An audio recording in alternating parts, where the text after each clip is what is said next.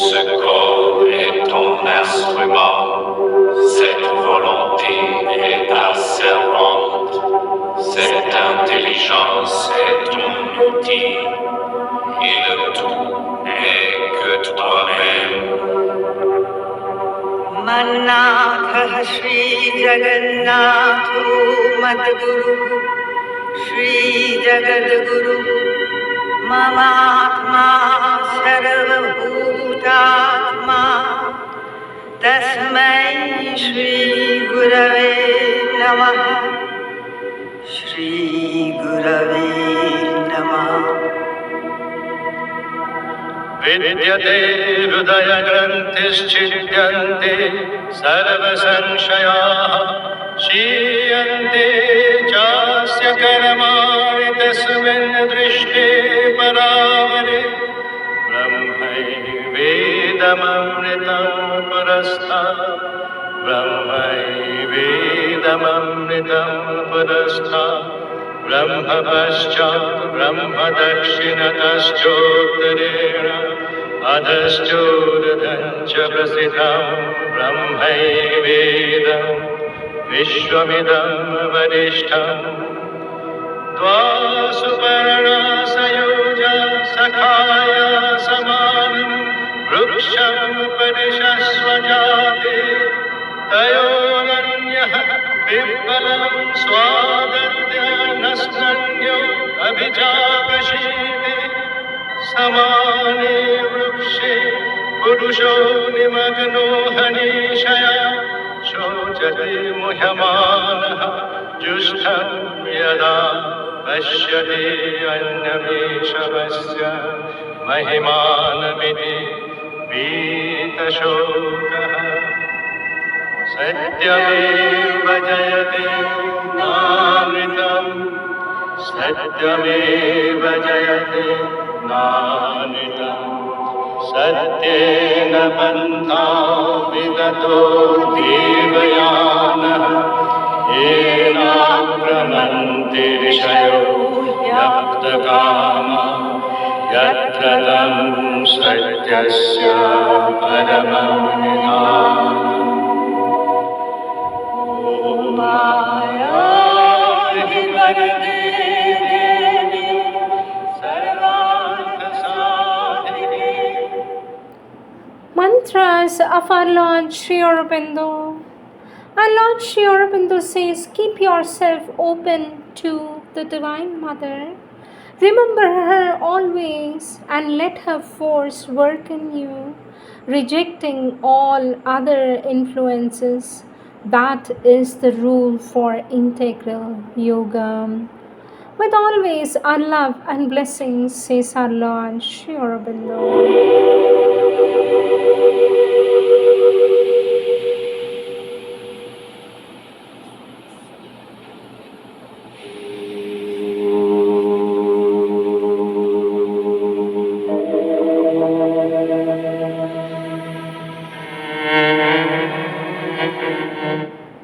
Sri Aurobindo's Savitri, Book 4, The Book of Birth and Quest, Canto 4, The Quest, page 429.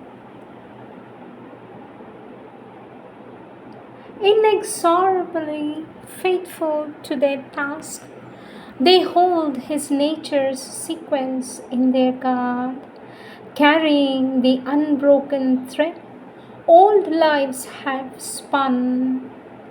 Attendance on his destiny's measured walk, leading to joys he has won and pains he has called. Even in his casual steps they intervene. Nothing we think or do is void or vain. Each is an energy loosed and holds its course. The shadowy keepers of our deathless past have made our fate the child of our own acts, and from the furrows labored by our will, we reap the fruit of our forgotten deeds.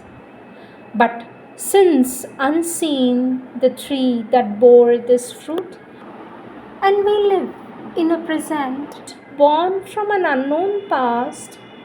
They seem but parts of a mechanic force to a mechanic mind tied by earth's laws.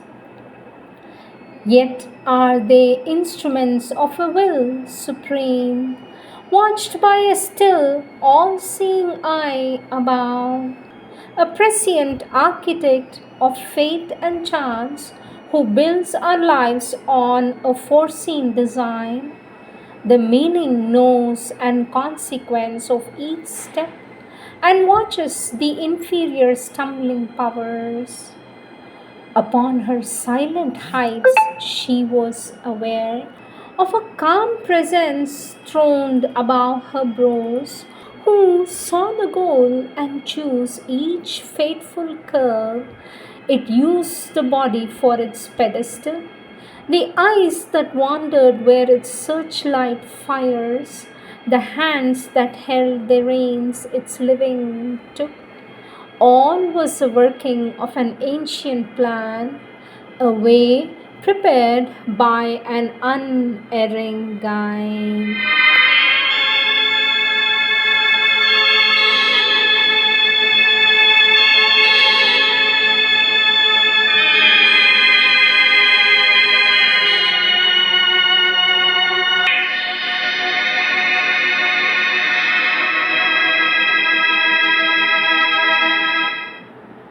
Words of our Divine Mother, taken from the collective works of our Divine Mother book, Some Answers from the Mother, Volume 16, Series 7 to a Sadhak, page 212. The Sadhak says to the Divine Mother, Life of my life, my own sweetest Mother, accept my love and forgive me my lapses, as you have been doing for so many years. I expect these moods will come and go, but may I never lose sight of your luminous smiling face through all these passing clouds. For this our Divine Mother says, my very dear child, I truly hope you will soon be out of all your troubles. Just one good jump to the higher consciousness where all problems are solved and you will get rid of all your difficulties. I never feel that I am forgiving. Love does not forgive, it understands and cures.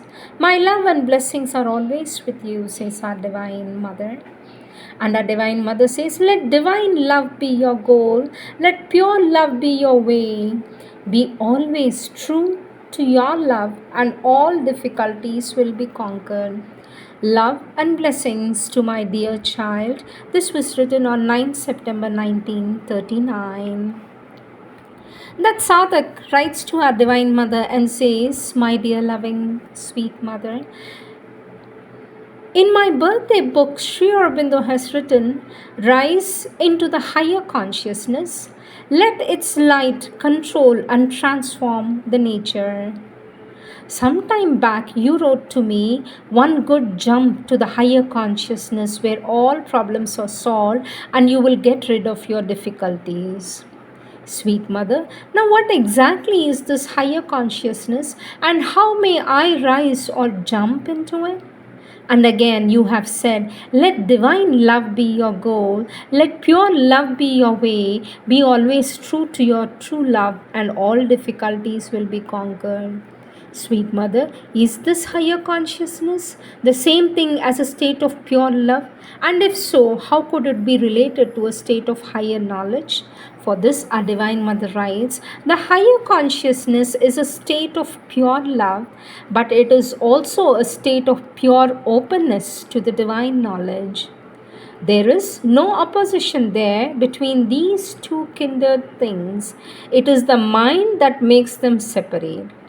The best way to get to it is to refuse all mental agitation, The best way, says our Divine Mother, to get to it is to refuse all mental agitation when it comes, also all vital desires and turmoils, and to keep the mind and heart turned as constantly as possible towards the divine.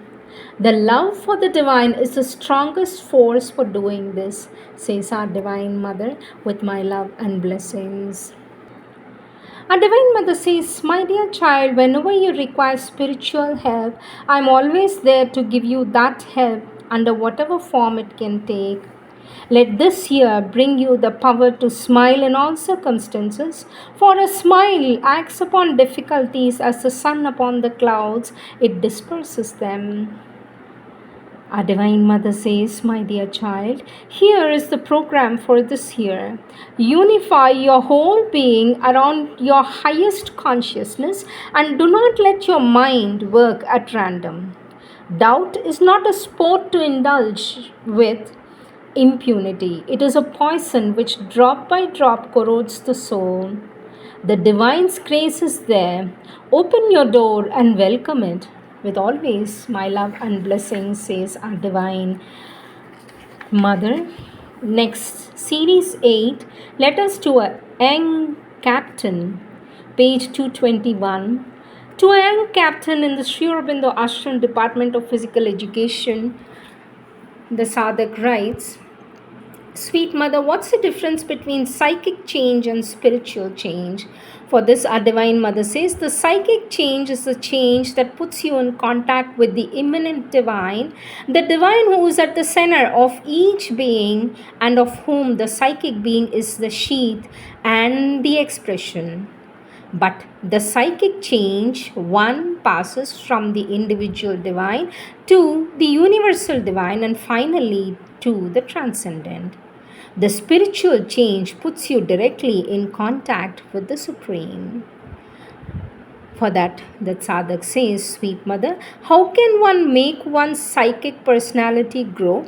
For this, our Divine Mother says, it is through all the experiences of life that the psychic personality forms, grows, develops, and finally becomes a complete conscious and free being. Our Divine Mother says this process of development goes on tirelessly through innumerable lives, and if one is not conscious of it, it is because one is not conscious of one's psychic being, for that is indispensable starting point. Through interiorization and concentration, one has to enter into conscious contact with one's psychic being.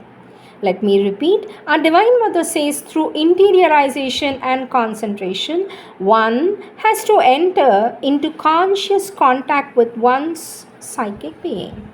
This psychic being, says our Divine Mother, always has an influence on the outer being, but that influence is almost always occult, neither seen nor perceived nor felt, save on truly exceptional occasions.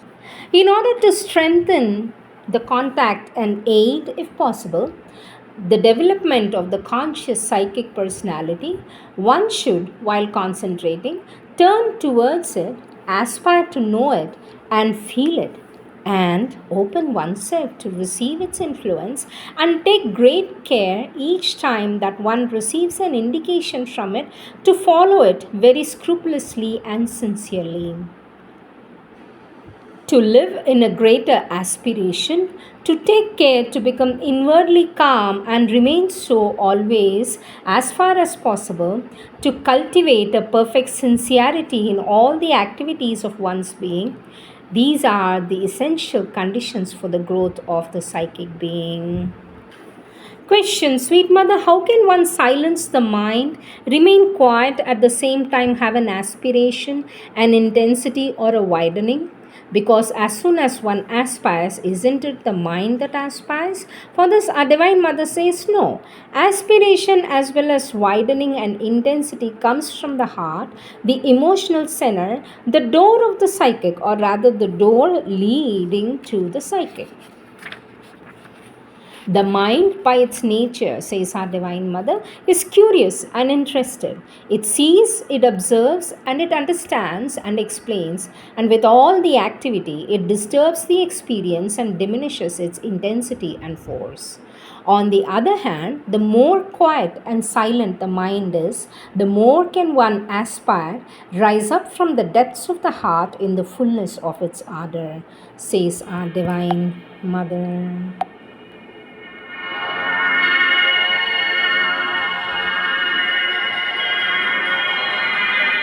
Next question, sweet mother. How can one eliminate the will of the ego? For this, our Divine Mother says, this amounts to asking how can one eliminate the ego. It is only by integral yoga that one can do it. There have been, throughout the spiritual history of humanity, many methods of yoga which Sri Aurobindo has described and explained in the synthesis of yoga. But before eliminating the will of the ego, which takes a very long time, one can begin by surrendering the will of the ego to the Divine's will at every opportunity and finally in a constant way. For this, the first step is to understand that the Divine knows better than what is good for us and what we truly need, not only for our spiritual progress but also for our material well being, the health of our body, and the proper functioning of the activities of our being. Naturally, this is not the opinion of the ego, which thinks that it knows better than anyone else what it needs and claims for itself independent of judgment and decision. But it thinks and feels this way because it is ignorant, and gradually one has to convince it that its perception and understanding are too limited for it truly to be able to know, and that it judges only according to its desires, which are blind, and not according to the truth.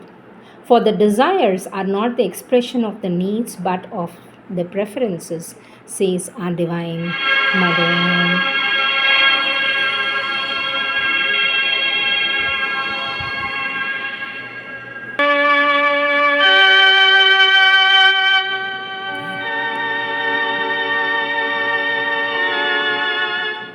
Prayers and Meditations, May 2nd, 1914.